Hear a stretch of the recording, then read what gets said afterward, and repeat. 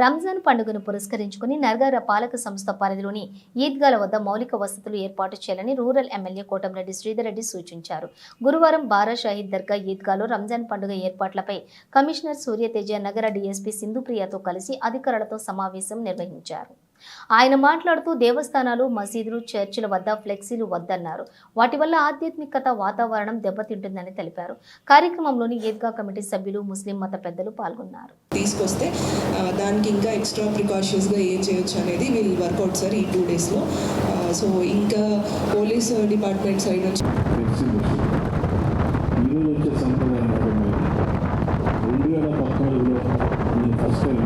ఫ్లెక్సీదా ఎవరు అడిగారమ్మా? బారా షాహీద్ దర్గా ప్రాంగణంలో ఫ్లెక్సీలు నిషిద్ధం. బారా అయిపోయిన తర్వాత మీరు చూసి వాటర్ చూసుకోవాల్సిన అవసరం. So thank you. సర్వీస్ ఎవరైనా చేసే ఇది ఉంటే అలాంటి కొంతమంది ఐడెంటిఫై చేసుకొని పెట్టుకుంటే మీకు ఈజీగా ఉంటుంది. ఎందుకంటే ఎండలు ఎక్కువ ఉంటాయి, ఆ రోజు కూడా ఎండ ఎక్కువ ఉంటుంది, ఆ రోజు మళ్ళీ అలసిపోయి.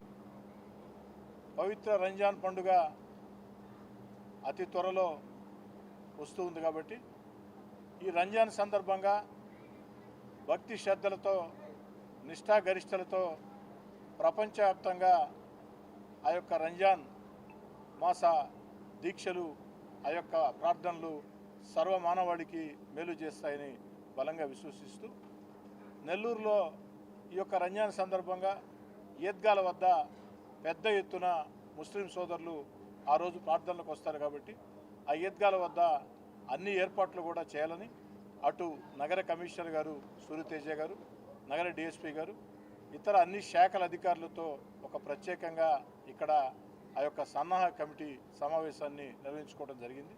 కమిషనర్ గారు అనేక ఆదేశాలు ఇచ్చారు, డిఎస్పీ గారు కూడా అనేక ఆదేశాలు ఇచ్చారు. అదేవిధంగా ముస్లిం మత పెద్దలు అబూబకర్ గారు, షకీల్ గారు, ఇతర పెద్దలందరూ కూడా కొన్ని సూచనలు కూడా చేశారు.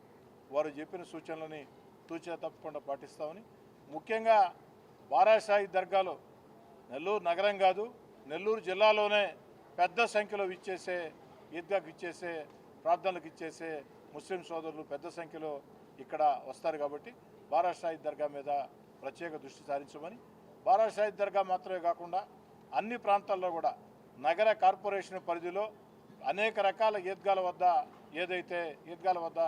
అనేక చోట్ల ఏదైతే ప్రార్థనల కోసం ముస్లిం సోదరులు వస్తారో వారికి కావాల్సిన ఏర్పాట్లు చేయమని, ముఖ్యంగా షామేనాలు కానీ, మంచినీటి సౌకర్యం కానీ, పారిశుధ్య ఆ యొక్క సౌకర్యం కానీ, అదేవిధంగా వైద్య సేవలు కానీ వీటన్నిటి మీద కూడా సమీక్షించుకోవడం జరిగింది. అనేక సంవత్సరాలుగా వస్తున్న సంప్రదాయమే. నగర కార్పొరేషన్ ఎప్పుడు కూడా ఈ విషయంలో చక్కగా, చురుకుగా అనేక రకాల భారాన్ని మోస్తూ కూడా దీన్ని నిర్వహిస్తూ ఉన్నారు. ఆ యొక్క ప్రార్థనల సందర్భంగా ఈసారి కూడా అంతే అద్భుతంగా, మహోద్భుతంగా అన్ని రకాల ఏర్పాట్లు చేస్తారని నగర కార్పొరేషన్ మీద, పోలీస్ శాఖ, విద్యుత్ శాఖ అందరి మీద నాకు సంపూర్ణ విశ్వాసం ఉంది. మరోసారి ముస్లిం సోదరులందరికీ పవిత్ర రంజాన్ మాసం శుభాకాంక్షలు.